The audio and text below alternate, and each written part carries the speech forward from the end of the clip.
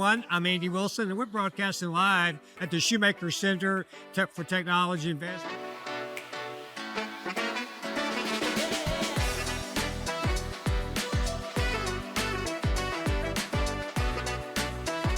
Yeah, absolutely. My name is Taryn Smith. I am actually new to the Bentonville area. I will be relocating down here from Columbus, Ohio in about a month. Yeah, so I work with FST Logistics. We're a full-service asset-based 3PL. And part of what that means for us is that we're able to enter into we consider a pool program with Walmart, where we're working directly with them to help ship different suppliers' products into Walmart distribution centers. So as we continue to do that and build a bigger presence, we're going to have some office space down here, and I get to be one of the lucky few that helped get that started. It definitely has. We've gone into a few different partnerships, actually. One that is more recent, this is more on the e-commerce side, but we've actually implemented a new system recently in our warehouses where it helps to make our picking a little bit more efficient. I'm the sales guy, so I don't know all of the details for it, but I know it's helped to increase our overall efficiency for picks about 40% across the board.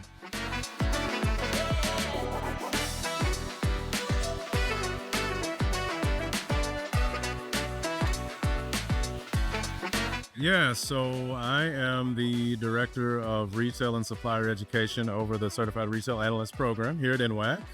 I'm a 2017 graduate of the CRA program, and it was a stepping stone for me. I was at a point where I was wanting to, entertain new ideas and maybe break into the retail space in a different way. And I thought that the CRA program would be a perfect fit for that, and sure enough, it was. Thank you so much, and that's a true honor, and I hope I'm able to lead the charge correctly, and I just want to continue to carry on that legacy of the program and of Mr. Shewmaker and all of that, because I heard a lot of great stories about Jack growing up. Hello, my name is Claire Patton, and it's a pleasure to be here.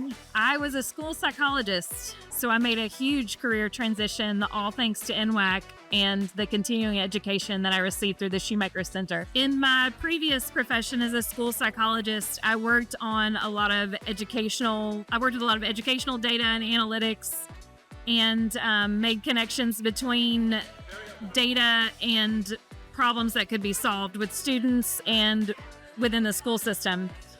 And so I have always wanted to be in corporate, and so I did my due diligence and my research, and I heard about the Certified Retail Analyst Program through NWACC, and I thought it was a good fit for me because I could continue working full-time while taking classes online. And so that's how I kind of landed at NWACC. So I did the program for a year and applied to jobs, and now work for Lentz. I wholeheartedly believe that I could not have made the transition into the consumer packaged goods industry, the supplier industry, without this program and this opportunity. Wonderful. 100%.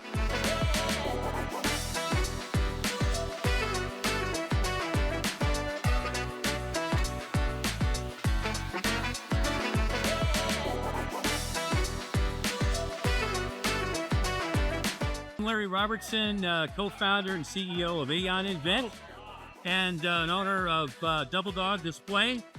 It's Andrew Bogie. Yep, I'm Andrew Bogie, and I'm the engineer at the company. This is just such a great event. I have worked with, known so many people who were new to the industry, who were fortunate enough to end up in Northwest Arkansas for one reason or another, had no idea what their next career move was going to be. And frankly, advice that I've given people over the years was just get a job with a temporary service to get in the door of one of these CPGs in Northwest Arkansas, and then learn a little bit about the industry. And then 25 years ago, here comes NWACC with a program. Oh, yeah. And you no longer need a Trojan horse to get into the industry. Right. Yeah. Many years ago, I'm going back to the mid-90s, I was fortunate enough to be recruited onto a very small team and asked to create some new products. And the mission, so to speak, was, hey, lock yourselves in a room for a year. We'll feed you, water you, give you support, and let's see what happens. And so we started with a whiteboard, and we created 5 ideas that we just kind of spitballed, frankly. And we were fortunate that within a year, all 5 of those items found their way to the shelves of Walmart and/or Sam's Club and some other retailers. I'm Scott Crossett. I'm the CEO of Cameron Smith and Associates, and we are an executive search firm here in Bentonville, Northwest Arkansas. We've been involved with NWACC from its beginnings with the Retail Link programs. I know probably its infancy stages, we got involved pretty early, and it's been a great thing for CSA and for all of Northwest Arkansas. Yeah, I don't think everybody saw the vision. There was 50 companies here. It was a lot of work to go and get companies to relocate here.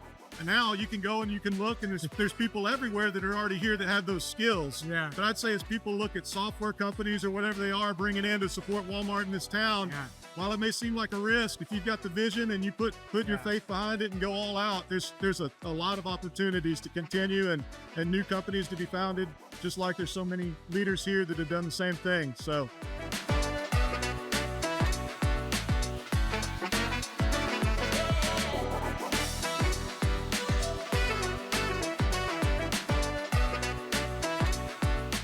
Some of the fun things that we talked about tonight was, having a purpose, and the purpose was real. Back in 98 and 99, in our marketplace, the demand for talented, trained people to do the analytical work, the important retail link work, was a challenge. It just wasn't enough people to go around, and it was so lucky that a group of us were called together, and a challenge was given by Walmart to figure out how to quit hiring from each other and see what you can do to support the analytical need, but find a different way to get that work done. And so there were a lot of us that ended up working on the project, but I was fortunate to, wake up one night with an idea, and the idea was if we could get Walmart to help us with access to the Retail Link system and store data, and if I could get the community college to teach and provide professors and classrooms, and then get a supplier steering committee together to maybe work on some curriculum, what was important to have people know to be successful in our business. If there was a way to pull those three things together, we might have the seed of an idea that would increase the talent pool and reduce some of the pressure on the available talent in Northwest Arkansas at the time. It is really a privilege to me to have these two gentlemen in our studio today. And John Reeves, I want to first welcome you. John is going to be our co-host today. He's really responsible for making all this happen. So John, thank you for that. Hey. And welcome back. Thank you. Thanks. Great to be here. I love being here. Yeah, and as you may not remember, John has a history at Walmart, over 22 years as a divisional merchandise manager. He did a lot of roles in Walmart. He spent time in Canada, time in Mexico.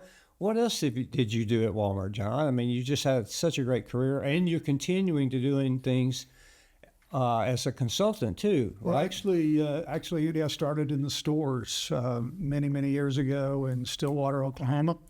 And soon after I started, I became a department manager and learned the thrill of buying and selling merchandise that kind of catapulted me into the other roles that I've taken over the years with Walmart in the buying positions, merchandising.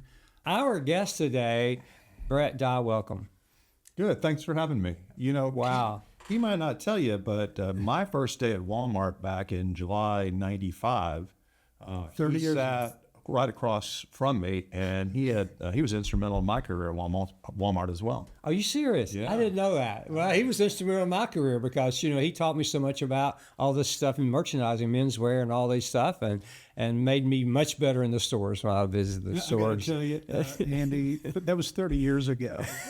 I was a buyer. I had just come back from the Canada assignment and was placed by a guy that we all know and love very well, Bill Fields. He said, you need to go to this industry. It's a great industry. I know a lot of the people there, and you'll thrive in that industry. And he was right. My question is, for AI, is what does that look like today? What are we seeing today? And possibly, what is that going to look like in the future? That's what everybody wants to know. But before we get into the AI, on the e-commerce piece versus store piece, let me throw out, something, and this might not be very, popular, but we're listening to buyers sometimes and they say, hey, we're not going to do any modular changes. We're just going to update things on e-commerce. And my question back to them is, how many people walk through the store and say, I haven't seen the assortment change in more than a year. I better go check out what's online. I would tend to think that the more changes you see, the more times you want to go check out what's online. If you're not doing something different, if you're not showing the customer something fantastic, what is it? New merchandise is the lifeblood of retail, right? I understand there's an operations piece. I understand there's a markdown piece, but to not do modular changes for a year on some of the biggest categories, I don't like that decision, and I don't think that just translates directly into e-commerce. What do you think about that?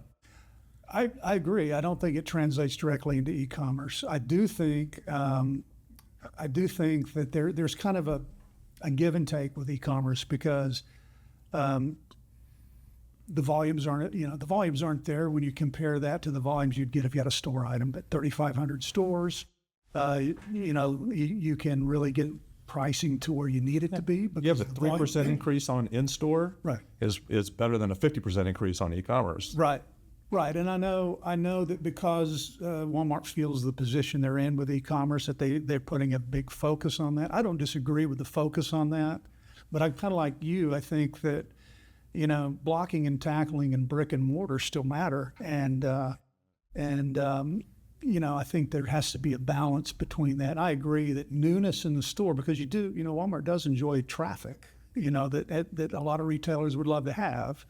And to take advantage of that traffic and use e-commerce, don't walk away from e-commerce, but use the store to enhance e-commerce and vice versa. I think you can do both, yeah. Is the key to it. So my question, I guess, do you have any examples of where AI is being used today? I know we all, maybe go into ChatGPT and try to learn things that way, but any examples that you might have?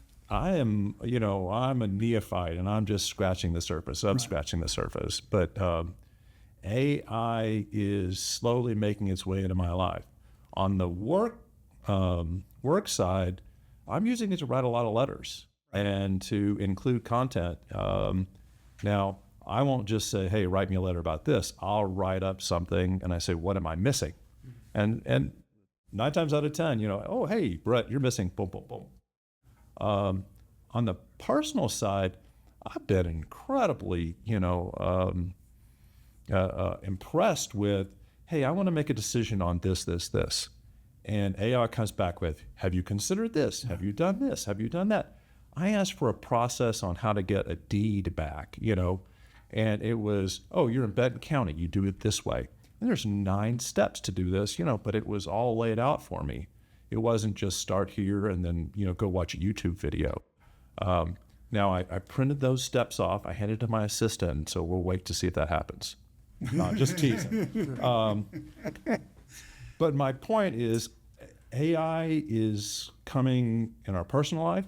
It's coming in our professional life. And I think on the professional side, we're just scratching the surface. We don't even know how it's going to affect us in the future. That's the kind of the point to this discussion was, Walmart leads. Doug has been very specific about the challenge. Really, I see it both as a challenge and kind of an opportunity too, because when he announced this, he also announced that Walmart has an association with OpenAI, where they're actually going to train their associates and give them AI certificates. So I thought that was interesting. I'd really like to delve into whether that is available on the supplier community as well, because I think 30 years ago you didn't have retail link experts on the supplier side, and you do now. In fact, probably some of the smartest minds out there when it comes to retail link and Walmart systems exist on the supplier side. So I think you got to bring the supplier along to that as well. And so that's kind of why I'm looking into this a lot closer. We're back with Elise Mitchell. Elise, welcome. Thank you, Andy. I'm glad to be here. Oh my goodness, this is session 2 we're about to talk about, and I can't wait to get in there. But let's just talk about Elise for just a moment or two.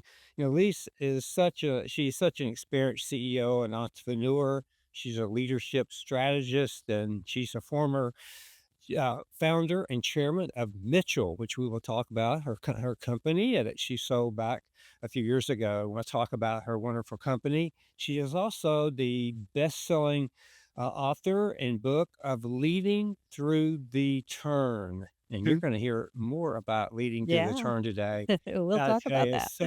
so exciting. So, Elise, welcome back to Doing Business in Bentonville. Oh, We're thanks, so glad you're Andy. here. I loved all my years in Northwest Arkansas, the chance to work with companies like Walmart, Tyson, JB Hunt, so many, entrepreneurial entrepreneurial great companies that went on to become something really big. So inspiring to be there. I love those years. Everyone. We're going to session 2, but let me just give you one other statement that Elise said yesterday that I have been thinking about since yesterday.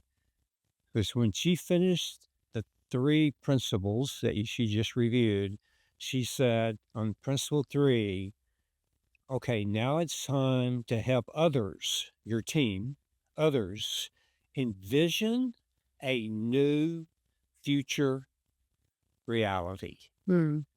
Here we go. I am excited about moving now forward to this new reality that we need, because when you need change in your team, it's all about creating that new reality. So, Lise, principles 4, 5, and 6, and 7, let's go do it. Don't be a workaholic. Live a whole life, have a hobby, find a way to live a more balanced life. But it helped me begin to step back and think about this journey of life and leadership. And principle number 4, as you lead through change, became this idea for me about how do I remove the roadblocks that inevitably are going to arise? Going through this turn and, oh my goodness, there's a hazard or there's a detour or something, the road stops. What do you do? And my sort of takeaway was, wow, I think I was the roadblock for my company. In so many ways, I was holding us back because I was not showing up as a complete leader. I was too harsh. I was too narrow minded. And I was not as relaxed. And I was not more courageous. And when I think about what it is that holds us back, what are these roadblocks we face when we lead through change? There's a whole lot of them. But I think it could be organizational dysfunction. It could be lack of resources, competing priorities. There's a lot of things that I think hold us back in times of change. But one of the worst ones, Andy, is fear. And this is a big one as you think about yourself leading through change. Like, what am I afraid of? And what is my team afraid of? Why does my team seem fearful? And how do I help us move through the fear of what is going to happen? And there's so many common fears that we all face, not even just times of change, but in all of leadership, fear of losing control, fear of failure, for sure. That was my biggest one. Fear of the uncertainty of the outcome, concern over your loss of status in a change, feeling the fear of being overwhelmed or being intimidated by change. Here's another big fear is people afraid they don't have the skills or the abilities needed to move through the change, right? They may be confident right now in their title, their corner office, what they do, but now you're asking me to develop a whole new set of skills and think differently. And oh my goodness, what if I can't go? What if I can't make the change, right? This becomes a big fear that holds people back. So facing your fears is really a big part of thinking about leading teams through change effectively. Of course, like you said last time in our first conversation, you got to look in the mirror first, right? You've got to start with yourself. I was so afraid of failure until I failed, until I failed pretty spectacularly. And then I realized, A, everybody fails. B, I don't think anybody cares that much about anybody else's failures, right? Nobody was paying that much attention to me. And C, when you fail is when you grow, right? This was, as I was alluding to a little earlier, from your lowest lows can come your highest highs. And we've got to sort of shift our mindset to think about failure differently. And I think this is really key. I sort of calling this, facing your failures. I sort of say, stare down your tigers, if you will. The tiger that has you crouched in a corner because you're so afraid of it. And for me, when I began to face its failure and overcome it, I'm not so afraid to fail anymore. Why? It turns out it wasn't that big of a deal. And there are so many things that are good in my life that I don't need to worry about this or that failure, because the things that matter the most are still intact for me. And it became this freedom from fear, the falling away of the fear that was really kind of holding me back. And it kind of brought to light for me this concept that I work with my clients a lot on, which is this idea about courage and confidence. For Now, our next point that yeah, we're going to talk, our next principle I love that that. you're going to share. Yeah. Yeah. Yeah. I love that, Andy. That's such a great story. Yeah. It reminds me. So principle 6 is just what you've said, this idea of how do we stay close to our people. And even though what we just talked about is navigating people issues, it's a bit of that balancing act, which is, yes, I've got challenges to deal with my team and help them get where we want to go, but I've got to stay close enough while we go through this change to be able to know what's going on and be there with them. This is a little bit the idea of being an in the trenches leader, right? There are times that you need to be on the front lines. There's a concept I like. When I sold my company, I actually sold to a Japanese parent company. They were based in Japan, but they had bought agencies all over the world. But I remembered I actually lived in Japan between my freshman and sophomore year of college. Isn't that crazy?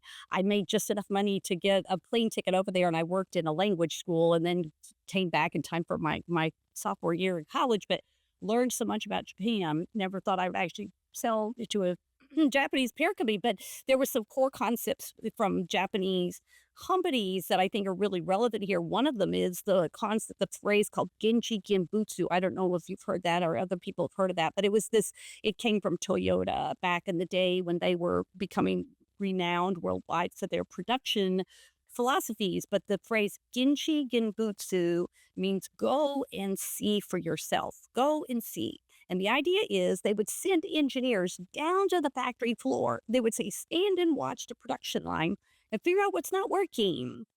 Because you can't figure it out in the ivory tower. Just like you said, your Sears counterpart who's sitting up in the ivory tower, here you were going to stores, right? And sometimes I work with my clients and they'll say, this key leader on my team left, and now I've got to get back in the weeds and deal with part of the company. I say, this is such a great opportunity for you to go and see what's really going on in the front lines of your business. And they're like, oh, I didn't think about it that way. And I'm like, well, it'll be interesting to see what you learn, right? You're on the front lines, you're talking with clients or customers, you're right there rubbing elbows with your team, and you're beginning to understand what are the challenges they're facing, what's their morale like, what are the processes, systems that are maybe not working very well, how do I help my team become better equipped? And I can't really know it if I am sitting in my office. I've got to, quote unquote, walk the halls, although I know sometimes we have remote-based team members, but you've got to stay in touch. As you said, you've got to listen, you've got to show empathy for your team, understand their challenges, lean in with questions, try to figure things out, maybe get them to help you figure things out. So let's get straight in, and let me welcome our guest. Tasha Tandy, welcome. Thank you, Andy. I'm so happy to be here today. It is so great to have you. Tasha and I worked together on a nonprofit. That's right. Back about 2 years ago. That's right. And that's where we really connected. I met your great husband. Yes, he's great. How's he doing? He's doing great. He says to tell you hello. Okay. Well, I would tell you, anyway, it was just a great conversation. It was. And we stayed connected. And so thank you, Tasha, for that. I mean so much. So Tasha has just a great career at Walmart. We're going to get into that career. We're going to get into what she does, and she's going to teach us so much today on our podcast. Perseverance is one of the things we talk. Indomitable spirit. Yeah.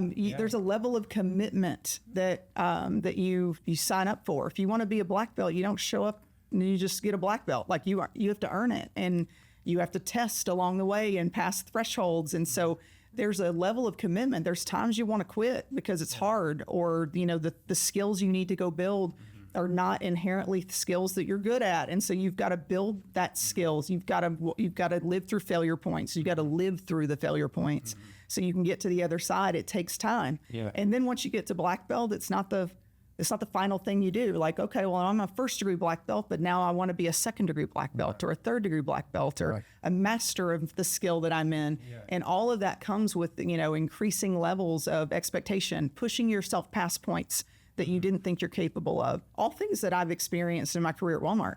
I didn't start at Walmart as a vice president of merchandising. I started as an hourly who barely knew how to work the spreadsheets. Honestly, so much of what I've learned has just been on the job. It's very similar to training in the martial arts and not quitting, right? The level of discipline and commitment it takes to do anything worthwhile in life, honestly.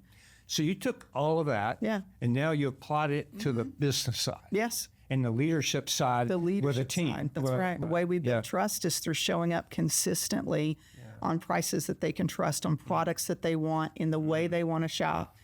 We do take it very personal. We all feel very connected to the cause. And how can you not feel connected when you know that you're helping a family save money on their grocery bill so they can buy their kids shoes or school supply? We just came back through back to school, man. We thought about that a lot. Yes. How do we help them? How do we help the customer save money on the lunches they need to make for their kids, or help them afford the school supplies? And the school supply team, guess what they're working on? Low prices so they can afford those, right? So we all feel very, very connected and committed to the cause. That's right. Yeah.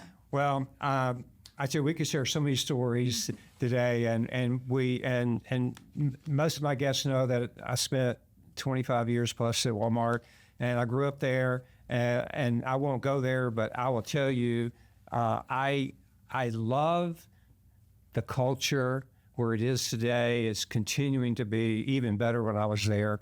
And you all are just making it better and better because you're focused on the customer. Yes. And that piece, it's wonderful. So thank you for that. Yes. The work that we have to do to democratize healthy food, cleaner label is important. I think about it in terms of value creation, right? Okay. And how are we creating value for the customer and approachability? And that can come in all things, right? It can come in a lower price point. It can come in approachable pack sizes, all of the things that we have as levers. It's important, and our customers are telling us more than ever that clean label in a dry grocery environment. So it's really easy for you to go, yep, fresh meat is absolutely the cleanest way you can get protein in your body. That's great. There's product that's being produced in my space than an ambient, dry environment that sits on a shelf that can play a role in a better for you as well. And so, not ignoring that and creating product. We've got some suppliers that do this really, really well. And then they create great tasting food that a customer can be inspired to want to eat. And then my job is to make sure that they can afford those things. And so, we work on this every day. It's the fun part of the job. Like, how can you get creative in this space and offer all of those things for the customer? Yeah. Wonderful. Okay, I'm excited. I'm excited about what you're talking about. I know our guests are too already. Now, in today's environment, there's a lot of challenges. Yes. I mean, no matter. So what are some of the challenges you face, you and your team? And how do you work through some of those challenges? And if you can, what's the biggest challenge? Yeah. Gosh, it'd be hard to. There's always something. There's always some hurdle, right? Yeah. I'll talk a little bit about just like some internal challenge, and then I'll talk a little bit more about the business side. But I'll tell you honestly, and me and my team and anybody in business, this is not unique.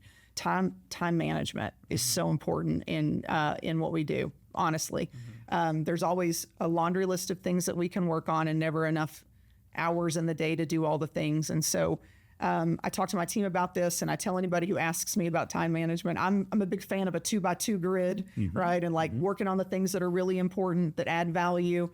Sometimes those things are the level of importance determines on where it's, the ask is coming from, but focusing on those things and being okay with the things that are on your list that you're not working on. As long as you can feel good about, like, I know why I'm not working on those, and I know why I'm working on these. So time management is always a hurdle. Some of the things that we've talked about already are really those business elements of, what's the biggest challenge to overcome. It's about bringing great product to life, ensuring that we do it in the most cost-effective way, maintaining our price leadership in the market, and bringing that product to shelf in all the ways that a customer wants to shop.